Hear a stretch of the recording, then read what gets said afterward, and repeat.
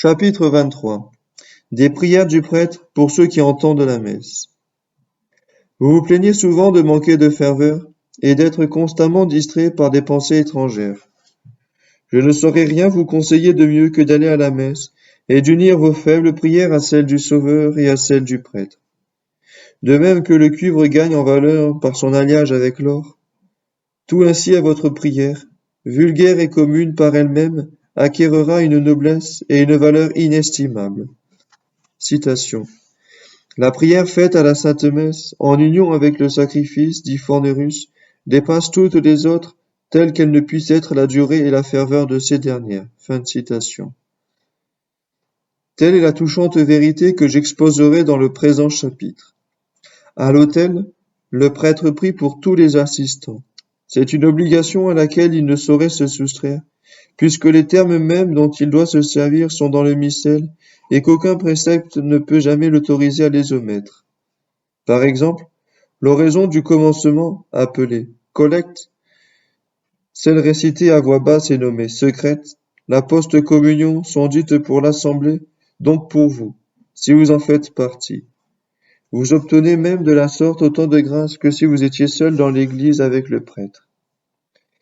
Mais ne nous contentons pas d'un aperçu sommaire. Voici en détail les prières auxquelles vous avez une part officielle. Dès le commencement, le servant récite le Confiteor au nom des fidèles, et le prêtre prononce sur ces derniers une sorte d'absolution. Citation. Que le Dieu Tout-Puissant vous fasse miséricorde, qu'il vous pardonne vos péchés et vous conduise à la vie éternelle. Amen. Fin de citation. Le prêtre poursuit. Citation. Que le Dieu Tout-Puissant et miséricordieux vous accorde l'indulgence, l'absolution et le pardon de vos péchés. Fin de citation. Amen, répond encore le clerc. En montant à l'autel, le prêtre prie pour lui-même et pour les personnes présentes. Citation. Délivrez-nous de nos iniquités, ô mon Dieu, afin que par les mérites de Jésus-Christ, nous puissions approcher du Saint des Saints avec une entière pureté de cœur et d'esprit. Fin de citation. Au Kyrie eleison, qui est un cri de détresse vers le ciel, au Gloria in excelsis, aussi bien qu'à la collecte, il parle en son nom et au vôtre. Il adresse à l'assemblée réunie autour de l'autel le Dominus vobiscum, salutation pieuse que les anges et les hommes avaient coutume d'employer jadis, comme nous le voyons dans l'histoire de Ruth et de Judith. Il souhaite au peuple d'être avec Dieu, et le peuple lui répond par le même vœu, et cum spiritutum. Ainsi le prêtre et les fidèles sont inséparablement unis en Dieu, et il va de soi que le premier prie pour les seconds autant de fois qu'il répète le Dominus vobiscum. Au credo, il fait comme représentant de l'Assemblée cette profession de foi catholique dans laquelle nous désirons tous vivre et mourir. À l'oblation du pain, il dit, citation, « Agréez, Père Saint, Dieu Tout-Puissant et Éternel, cette hostie sans tache que je vous offre, moi, votre indigne serviteur, comme à mon Dieu vivant et véritable, pour mes péchés, mes offenses et mes négligences, qui sont sans nombre. Je vous l'offre aussi pour tous les assistants, et même pour tous les fidèles chrétiens, vivants et morts, afin qu'elles servent à mon salut et au leur. Ainsi soit-il. » Fin de citation.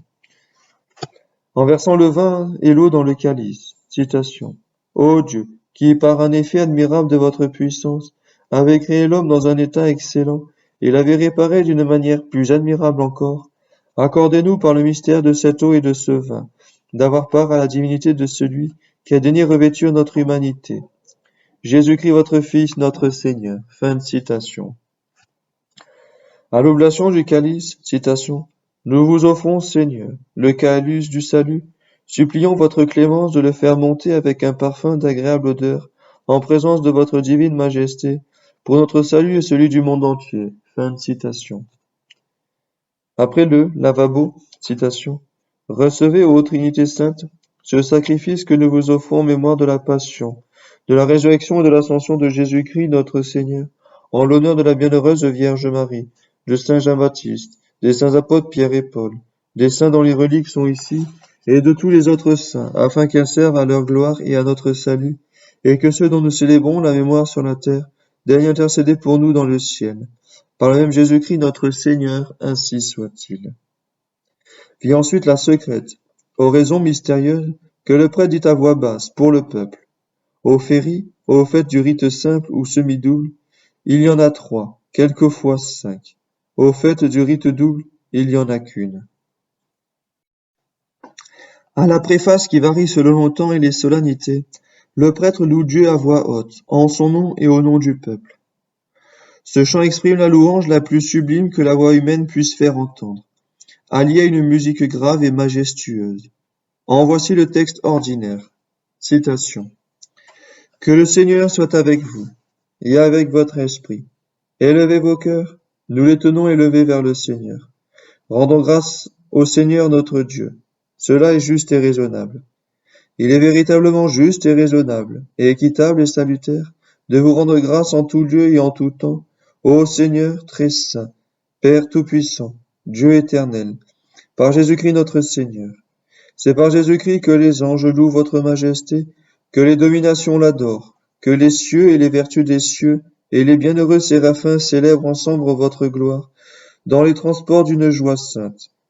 Permettez-nous, Seigneur, d'unir nos voix à celles de ces esprits bienheureux, pour chanter avec eux, humblement prosternés devant vous. Saint, Saint, Saint est le Seigneur, le Dieu des armées. Les cieux et la terre sont remplis de votre magnificence. Hosanna au plus haut des cieux. Béni soit celui qui vient au nom du Seigneur. Hosanna au plus haut des cieux. Fin de citation. Alors commence le canon, partie de la messe qui se dit à voix basse, et dont je citerai seulement ces mots désignés sous le nom de Memento des vivants. Citation. Souvenez-vous, Seigneur, de vos serviteurs et de vos servantes, que le célébrant nomme mentalement. Souvenez-vous aussi de tous ceux qui sont ici présents, dont vous connaissez la foi et la piété, pour qui nous vous offrons ou qui vous offrent ce sacrifice de louange, tant pour eux que pour ceux qui leur appartiennent, pour l'espérance de leur salut et de leur conservation, et qui vous y rendent hommage à vous, Dieu éternel, vivant et véritable. Fin de citation. Citation. Apprenez par ces paroles, vous dites un pieux auteur, à ne pas vous désoler, vous qui êtes trop pauvres pour faire célébrer la messe, car celle que vous entendez est offerte par le prêtre à vos intentions. Le prêtre vous y applique, à vous et aux vôtres, suivant l'étendue de votre foi et de vos désirs, les mérites de son sacrifice. Fin de citation. Après le memento, le prêtre ajoute, citation. Unis à tous les saints, nous honorons la mémoire premièrement de la glorieuse Vierge Marie, Mère de Dieu, Jésus-Christ notre Seigneur, de vos bienheureux apôtres Pierre et Paul, par les mérites de l'intercession desquels nous vous supplions de nous accorder en toutes choses les secours de votre protection. Par le même Jésus-Christ notre Seigneur, ainsi soit-il. Fin de citation. Les mains étendues sur l'hostie, il dit, citation, nous vous prions, Seigneur, de recevoir favorablement l'hommage que nous vous rendons par cette oblation, qui est aussi celle de toute votre famille, et de nous faire jouir de votre paix pendant notre vie mortelle. Sauvez-nous de la damnation éternelle, et recevez-nous au nombre de vos élus, par Jésus-Christ notre Seigneur. Fin de citation. Après l'élévation du calice, citation, c'est pour cela, Seigneur, que nous, qui sommes vos serviteurs et votre peuple saint, nous rappelons la passion de notre Seigneur Jésus-Christ, sa résurrection et sa glorieuse ascension. Nous offrons à votre sublime majesté les dons que vous nous avez faits, l'hostie pure, l'hostie sainte, l'hostie sans tache, le pain sacré de la vraie vie éternelle et le calice du salut éternel. Nous vous prions de regarder d'un œil favorable l'oblation de ce sacrifice sans tache. Daignez l'agréer comme il vous a plu d'agréer les présents du juste Abel, votre serviteur, le sacrifice de notre père Abraham et celui de Melchisédek, votre grand prêtre. Fin de citation. Ensuite, profondément incliné, citation, nous vous prions humblement, Dieu Tout-Puissant, d'ordonner que, par les mains de votre Saint-Ange, ces dons soient portés sur l'autel de votre divine majesté, afin que tous, tant que nous sommes ici, qui participons à ce sacrifice, ayant reçu le corps très saint et le sang de votre Fils, nous soyons remplis de toutes les bénédictions et de toutes les grâces du ciel, par le même Jésus-Christ notre Seigneur. Fin de citation. Au memento des morts, il prie pour les âmes à l'intention desquelles il dit la messe, pour toutes celles dont on a particulièrement recommandé à son souvenir. Puis il continue. Citation. Et à nous pécheurs, vos serviteurs, qui espérons dans la multitude de vos miséricordes, daignez donner part au céleste héritage avec vos apôtres, vos martyrs, et avec tous vos saints, dans la compagnie desquels nous vous prions de nous recevoir, sans examiner nos mérites, mais en usant d'indulgence à notre égard, par Jésus-Christ notre Seigneur. Fin de citation. Il dit alors le Pater pour lui et pour tous les chrétiens. Et il ajoute, citation, Daignez Seigneur de délivrer de tous les maux passés, présents et futurs. Donnez-nous dans votre bonté la paix durant notre vie mortelle, par l'intercession de la bienheureuse Marie, Mère de Dieu, toujours vierge, et de vos saints apôtres Pierre et Paul, d'André et de tous vos saints, afin qu'étant assistés du secours de votre miséricorde, nous ne soyons jamais esclaves du péché, ni agités par aucun trouble. Par le même Jésus-Christ notre Seigneur. Fin de citation. Il dit 3 fois l'Agnus Dei, citation. Âne de Dieu qui efface les péchés du monde, ayez pitié de nous. Fin de citation. Il fait pour lui seul la prière qui suit, mais il récite l'oraison qui accompagne les ablutions pour lui et pour l'assemblée entière. Et il termine en disant, citation, Recevez favorablement, ô Trinité sainte, l'hommage de ma parfaite dépendance et agréez le sacrifice que, malgré mon indignité, j'ai offert à votre divine majesté. Faites, par votre bonté, qu'il m'obtienne miséricorde à moi et à tous ceux pour lesquels je l'ai offert. Par Jésus-Christ notre Seigneur. Fin de citation. Enfin, il bénit les fidèles. Vous voyez quelle prière vous vous assurez en insistant à la messe. Ces prières ont une grande efficacité, car c'est le Saint-Esprit qui les a inspirées. Le prêtre ne les dit pas en son nom, mais au nom du Sauveur et de toute l'Église, dont il est le représentant.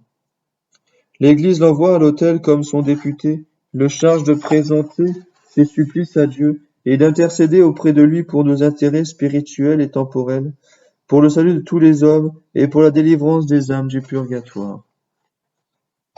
Quand le prêtre arrivant à l'autel se place sous les yeux de Dieu, Dieu ne voit donc plus en lui un pauvre pécheur, mais le puissant ambassadeur de son Église.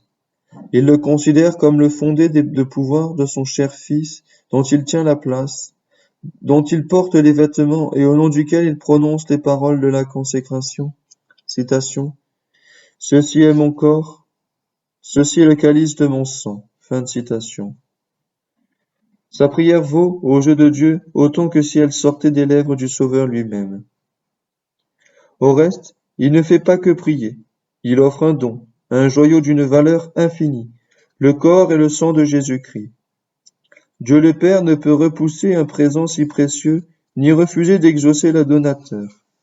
Le meilleur moyen d'augmenter la dignité et la noblesse de votre prière, c'est donc de l'unir à la sienne. C'est ainsi que le prêtre vous vient en aide et obtient ce que votre faveur seule n'aura jamais obtenu. Encore un mot. Le prêtre ne prie pas seulement pour vous, il prie aussi sur vous. C'est-à-dire que toutes ces bénédictions contiennent en elles-mêmes la puissance de la bénédiction. Or, si la bénédiction a déjà, de sa nature, tant de force, combien n'en acquiert-elle pas davantage unie au saint sacrifice? Plusieurs oraisons, 2 évangiles sont dits pour vous. À la fin de la messe, le prêtre élève une dernière fois la main pour vous bénir, afin de vous préserver de tout mal et de répandre les grâces du ciel sur votre journée. Ici, une question se pose. Toutes les messes sont-elles également bonnes? Avant d'y répondre, distinguons entre le sacrifice et la piété du sacrificateur. Demandez-vous si le sacrifice est le même offert par un bon ou par un mauvais prêtre? Je réponds oui. De même que le baptême est également bon, qu'il soit conféré par un pécheur ou par un juste, par un fidèle ou par un infidèle, par un hérétique ou par un catholique, pourvu que la forme soit appliquée à la matière et que le ministre ait la volonté de faire ce que fait l'Église. Le sacrifice de l'autel est toujours également salutaire, dès lors que le prêtre observe les paroles et les cérémonies essentielles. Avez-vous une intention à donner? Il n'y a donc pas à hésiter un seul instant sur le choix du célébrant, car chacun offrira le même sacrifice, également saint, également efficace, et la messe de plus vertueux n'est pas meilleure que celle du plus indigne. C'est ce que nous avons établi plus haut, en nous servant de l'expression latine ex opere operato. Demandez-vous si l'oblation du sacrifice est toujours également pieuse, également édifiante. La réponse sera non. Le ministre du saint sacrifice sait par expérience qu'une fois qu'il est recueilli, une autre fois distrait, un jour brûlant de ferveur, froid le lendemain. Aussi s'exhorte-t-il souvent de lui-même à la piété. Après l'offertoire, quand il s'est lavé les mains pour exprimer son désir d'être entièrement pur, il se tourne vers le peuple avec cette prière suppliante. Orate fratres. Ô mes frères et mes sœurs, nous avons une si grande œuvre à accomplir que je me sens l'insuffisance de mes forces. Je vous conjure tous ensemble de m'aider à offrir ce sacrifice qui est aussi le vôtre comme le mien. Si je m'acquitte convenablement de mon ministère, vous en retirerez un plus grand profit, car votre piété en sera plus vive. Si je m'en acquitte mal, votre gain sera moindre, puisque vous serez vous-même distrait et dérangé. Ici nous mettons une différence entre un prêtre pieux et un prêtre léger, car c'est avec raison que vous assisterez plus volontiers à la messe du premier qu'à celle du second. Je vous préviens cependant que, en faisant trop de distinctions, vous vous rendriez coupable du jugement téméraire, et que vous vous priverez à l'avance de quelques fruits, car vous blesseriez la charité, qui est une des conditions requises pour recevoir la grâce. Au reste, dans cette recherche excessive, vous perdriez souvent votre peine. Le prêtre le plus fervent n'est point à l'abri des distractions, et avec un tel système, il vous faudrait choisir non seulement entre les hommes, mais encore entre les jours et les heures. Un curé avait dit la messe pendant de longues années à l'édification de ses paroissiens, et il trouvait une grande force et une grande douceur dans la célébration des saints mystères, quand les troupeaux d'un de ses voisins vinrent endommager ses récoltes.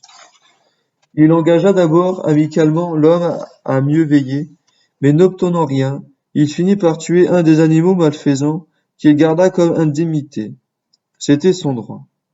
D'autre part, il ne pensait pas commettre d'injustice, puisqu'il ne faisait que se compenser en partie d'un préjudice qu'il avait souffert. Aussi monta-t-il sans scrupule à l'autel. Chose étrange, il n'était plus le même.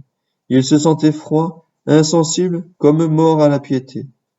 Une personne, à qui Dieu avait accordé déjà des grâces signalées pendant la messe de ce curé, remarqua le changement opéré en lui. Elle éprouva la même indifférence, le même engourdissement, la même froideur. Plein de trouble, elle alla le trouver et lui confia le sujet de sa peine. Il devint alors évident pour lui que sa conduite avait dû provoquer la cessation des grâces accoutumées, et il se réconcilia sur l'heure avec son ennemi. Reconnaissez donc que, même célébrées par des prêtres fervents, les messes sont quelquefois fort différentes les unes des autres. Le pape, saint Alexandre, l'affirme d'ailleurs en ces termes, citation. Plus les prêtres sont dignes, mieux leurs prières sont écoutées. Toutes les messes sont également bonnes en ce qui concerne le Sauveur, dit de son côté saint Bonaventure.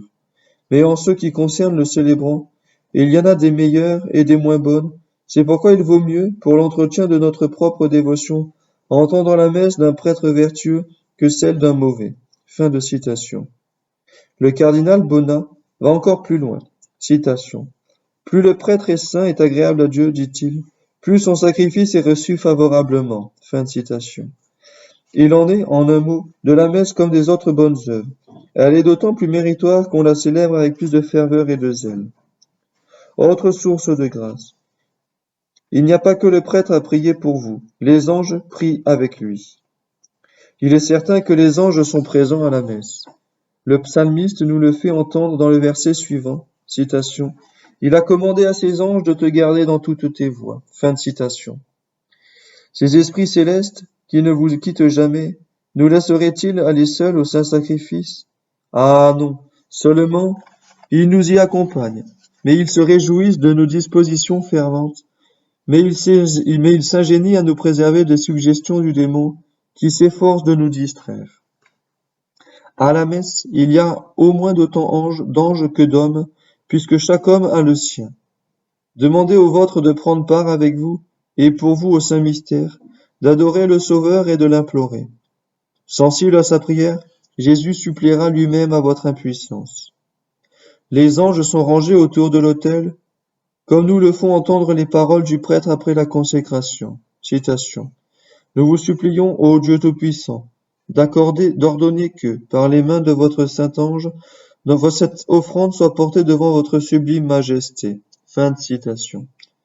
Quand le roi des anges est personnellement présent et accomplit sur l'autel l'œuvre la plus élevée de sa droite, ne convient-il pas que ses ministres soient aussi présents pour lui rendre honneur? Je citerai comme preuve les paroles de saint Paul. Citation. Vous vous êtes approchés de la montagne de Sion, de la troupe d'innombrables des anges, et de Jésus, médiateur de la nouvelle alliance. Fin de citation. Ce texte s'applique bien à la Sainte Messe, dans laquelle le Sauveur remplit la plus haute fonction de son ministère de médiateur. Vous pouvez donc dire en vérité, avec David, citation, en présence des anges, je chanterai vos louanges, ô mon Dieu, je vous adorerai dans votre temple et j'exalterai votre saint nom. Fin de citation. Vous vous agenouillez au milieu de ces esprits purs. Ils vous environnent, ils entendent la messe avec vous et prient ardemment pour vous. Vous êtes parmi les chérubins et les séraphins. Conduisez-vous de telle sorte que, loin de s'attrister de votre indifférence, ils se réjouissent de votre ferveur. Saint Jean Chrysostome enseigne clairement que les anges prient pour nous. Citation. Quand le prêtre célèbre le sublime et effrayant sacrifice de la messe, les anges se tiennent auprès de lui, et les chœurs des esprits célestes chantent un cantique de louange en l'honneur de celui qui est immolé. Fin de citation. Il ajoute, citation, à ce moment, non seulement les hommes, mais les anges et les archanges sont à genoux devant Dieu. C'est le temps qui nous est propice. Le saint sacrifice est à la disposition de ces célestes intelligences. Elles le savent et elles intercèdent pour nous. Seigneur, s'écrie-t-elle, nous vous prions pour ceux que votre Fils a aimés jusqu'à la mort de la croix et à qui il a donné son corps et son sang. Fin de citation. Leur prière est beaucoup plus efficace que la nôtre, car ils sont brûlants d'amour pour le Dieu qu'ils contemplent face à face. Obtiennent-ils 1000 fois plus que nous. Cependant, unis aux leurs pendant la messe, vos supplications perceront les nues, et grâce à cette précaution, vous serez exaucés plus sûrement que si vous aviez prié tout seul dans votre maison. Non seulement les anges vous sont présents autour de l'autel, mais ils offrent le sacrifice et nos prières au Dieu Tout-Puissant. Nous en avons la preuve dans ces paroles de saint Jean. Citation. Un ange se tenait près de l'autel du temple, un encensoir d'or à la main. On lui donna une grande quantité de parfums, afin qu'il offrît les prières de tous les saints sur l'autel, qui est devant le trône de Dieu, et la fumée de ces parfums, s'élevant de la main de l'ange avec les prières des saints, monta vers Dieu. Fin de citation. Les anges recueillent donc vos prières pour les offrir comme un parfum suave en présence du Seigneur. Pourquoi, en effet, l'ange se tient-il près de l'autel si la victime y était immolée? Pourquoi placerait-il sur cet autel les prières des saints si ce n'était pour les offrir en même temps que la messe? Concluons. La prière faite à la messe est plus efficace que toutes les autres. Efforcez-vous par conséquent d'assister chaque jour à cet adorable sacrifice, unissez-vous aux anges, et chargez ces purs esprits de suppléer par leur ferveur à votre indifférence. Ils porteront vos vœux au ciel.